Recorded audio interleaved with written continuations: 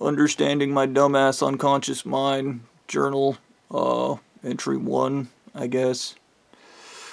Uh, Fear of intimacy. Yeah. So, let's read that off. Past trauma or betrayal can program your mind to believing that getting too close to others will result in pain. Pushing a partner away can feel safer than waiting for them to leave you.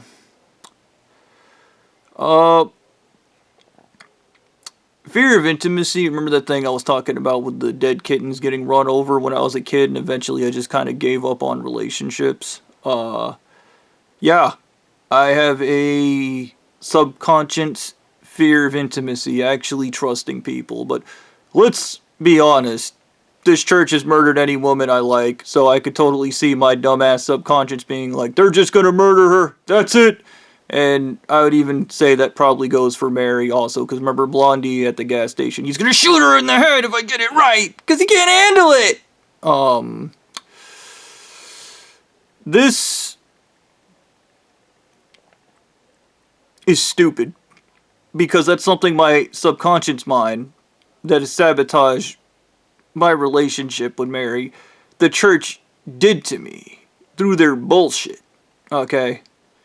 But whatever. And I would argue that could have also potentially been why the belly girl ended up dead also. Once again, had people just shut the fuck up and help me, but we don't live in that world. People just do the stupid thing and then go, why is everything so bad? Is it because I'm stupid? Yes, it's because you're stupid. There's a thing in here, fear of success. I don't think I have a fear of success. Success brings increased responsibility, expectations, and change, which can feel destabilizing. Your unconscious mind may try to protect you from anxiety by keeping you in a familiar, unfulfilling place. Potentially, because once again, I've been held responsible for everything, including this church, who wants me to take responsibility for all of their bullshit, which is something I don't want to do. You people belong in prison. That is where you belong. Okay?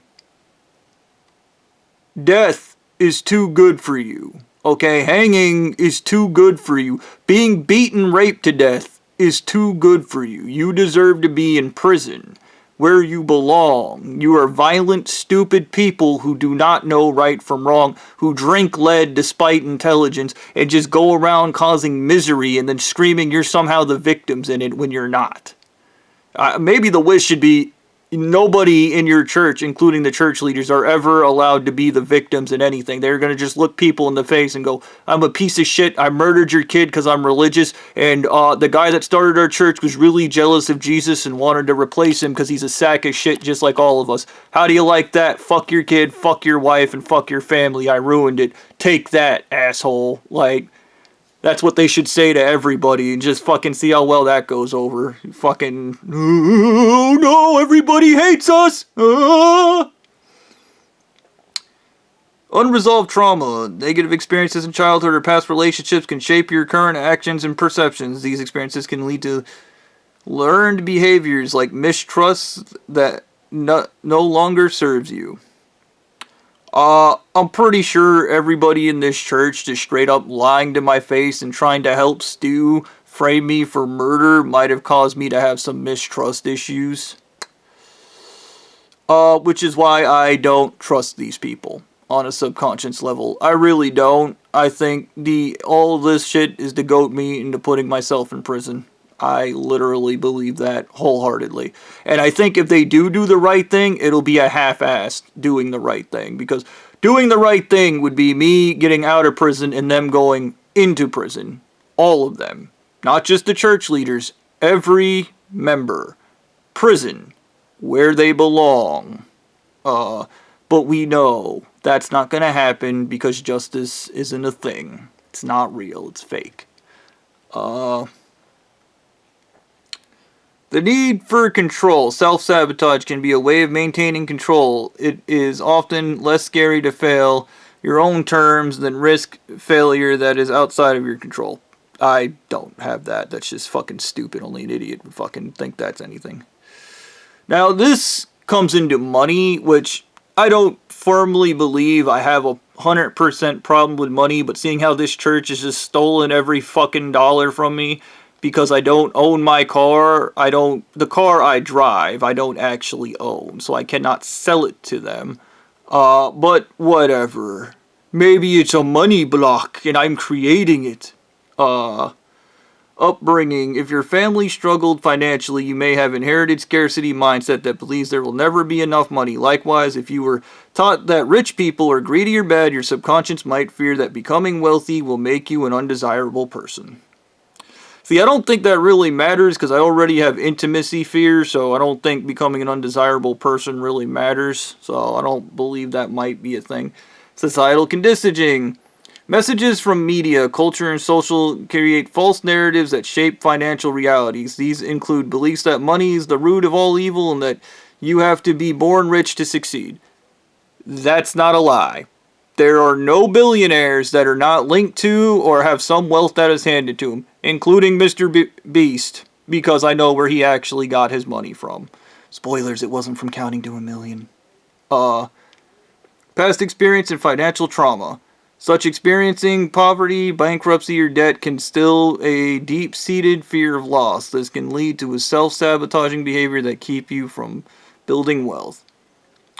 I personally do feel like, because the last time I built up wealth, I ended up having an allergic reaction to Zithromax, ended up in the hospital. The second time I built wealth, I ran out of money, and this is the third time I've did it, and I've run out of money because I'm trying not to be murdered by a bunch of sociopaths. That should all be killed anyways. They should all be dead. There's nothing good about what these people do. They have no business existing in this world. They create suffering, and they go, oh, the world's an awful place, so let's make it worse. That's their logic, okay? If I was president, I'd be like, everybody's going to make everything better, or I'm going to kill everyone. And if anybody is stupid enough to make the world worse is going to get a bullet to the head, and then some guy would be like, I'm going to go drive my gas-guzzling truck that pollutes! And they'd get, as soon as they get out there, you're getting a bullet to the head, you're polluting. Oh, God! Pfft. He wasn't kidding! He's solving all the problems through violence! Just like us, because we're violent, stupid people, and all we understand is violence! Like, great. Financial sabotage. You may feel the desire to build wealth, but find ways to unknowingly undermine your own success. This can happen when you undercharge for your work, avoid financial planning, or spend impulsively whenever you have extra money. I don't really do any of that. I kind of just charge fair prices for shit. I don't know. Believing that money makes you evil, maybe. But then again, like, I've always believed the truth about money is when you have something you occur like money, money can be an extension of somebody's ego. If somebody lives in a big house, they often have a massive ego. They take up a lot of space. And you can give them the ego test, the one where I talked about you're holding a cube. And yeah, depending on the size of the cube is how big their ego is. Okay. I don't firmly believe if I was given $1 billion or $1 million, I would just immediately turn into a piece of shit. But there are things, responsibilities that come with it. There will be people contacting me that want money, okay? And they're going to be like, just give it to me, which the only thing, like I told Anal Eating Mummy God, if I open my theoretical church, come join my church and I'll give you some money. I'm not going to just give you money so you can go be a dumbass with it. And they'll be like, I'm not going to be a dumbass. He's so stupid. He's going to bully. And I just hang up on him.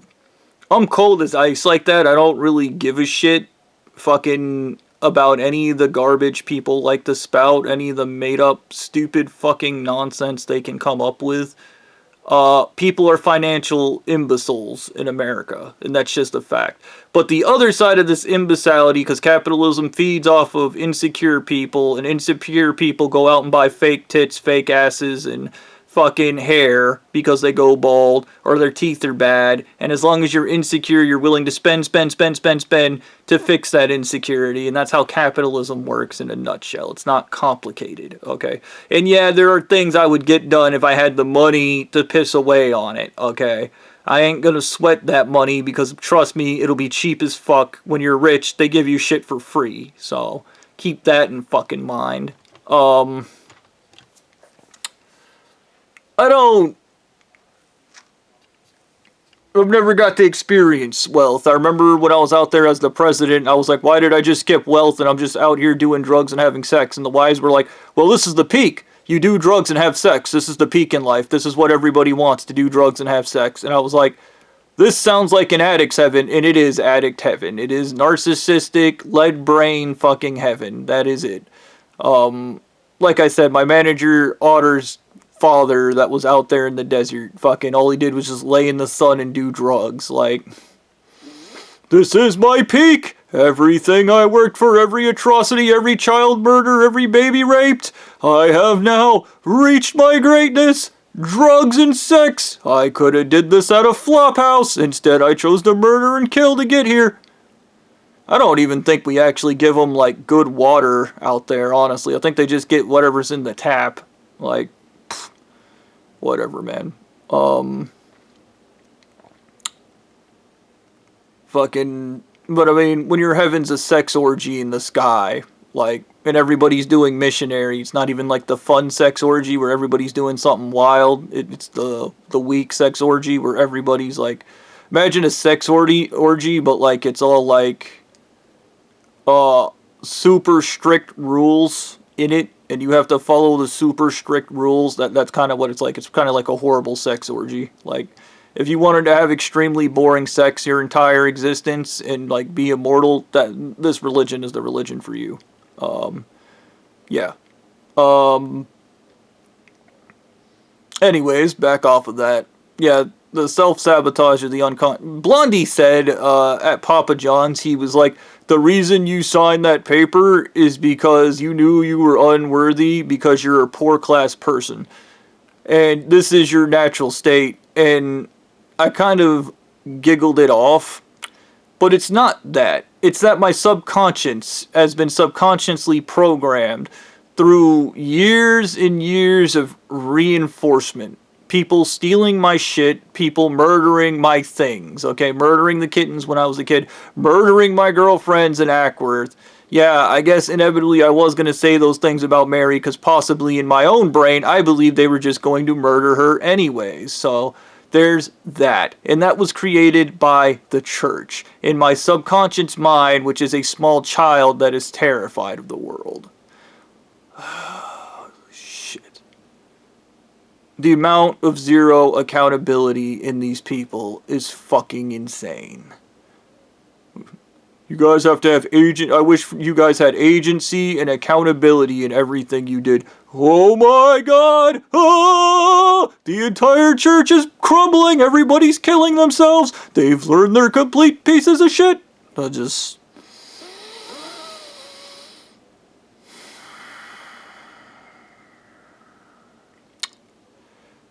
And as for financial sabotage, I give that a hard maybe, but not likely, seeing how I actually made a series of investments that I kind of live off of now. They're all dividend payouts, and that's where my money comes from. Because I'm smart like that, I know that having infinite money is better than having working money, because when you have free money is always worth more than money you worked for. That is a fact. That is something the ultra rich know and the poor class doesn't, because the poor class doesn't know how to get free money. Okay. The difference in between becoming a trillionaire and being a broke ass is understanding that you just need to live off of free money. Okay. But people's egos are unregulated and stupid. Like, I believe, especially now that I'm experiencing the ego death, if I was given trillions of dollars, I probably wouldn't go insane with the money because my ego wouldn't inflate like that because, well, it kind of died. But I don't know. Yeah. So fuck Blondie and his dumbass bullshit about, oh, you did this to yourself because you understand it has to be me that gets your glory because you know I'm superior. No, No, Blondie, I don't believe you're superior because you can't process your own emotions. If anything, I would argue that I am superior strictly because I can process my emotions. And trust me, somebody with unregulated emotions leading is a very dangerous and stupid person. And you are a dangerous and stupid person. Okay? If you're not smart enough to process your emotions, you do not need to be in control of anything. And if I had to describe what it's like dealing with a narcissist, imagine you're on a ship or you're on an airplane and everything's going according to plan, and then some guy's just like, I'm not in control, and he just runs in there and murders the pilots and starts flying the plane chaotically and screaming as long as he's in control, and then he gets everybody killed. And then after everybody's dead, there's no guilt, there's no remorse, there's just, oh my god, I almost wasn't in control, as he literally demonstrates that he's not in control of anything. They have no self-control being self-discipline. They don't do self-discipline at this church. If you bring it up to them, they get offended and become upset because they don't understand self-discipline. What they understand is they can get high on LSD, they can microdose on LSD and work for extended periods. That's not discipline. Discipline involves pushing yourself, okay? These people don't do that. They cheat at everything, okay? Everything is kneecapping, everything is sideways. You should probably never challenge them to an honest game of anything. When I was out there in the desert, I remember telling the women I had sex with they needed to play, like, one of them I told to play Luigi's Mansion. Another one, I insisted she played Mario Party, and she played it alone, and then I told her to try playing it with friends. And then when she played it with friends, I remember she went absolutely wild. She'd call and ask me if I was ever going to play with her, and I really, really wanted to play Mario Party with her. I remember even I was supposed to be doing some important high on drug LSD trip, but I just took that time to pretend I was playing Mario Party 2 on the N64 Horrorland, because Horrorland was my favorite when I was a kid. And I just sat there playing that game and pretended that I was playing with her. I like Horrorland on the N64 because the characters, they have costumes. And they have little witches hats on the N64. That's something Nintendo hasn't redone since. Like, I think Mario Party 2 might be the only costume party game in the lineup. You could argue it's a Halloween game. How much time do we got? Holy crap, 17 minutes has gone by. I think I'm just going to cut it here.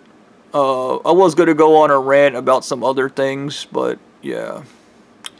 Self-sabotaging subconscious mind. Yeah.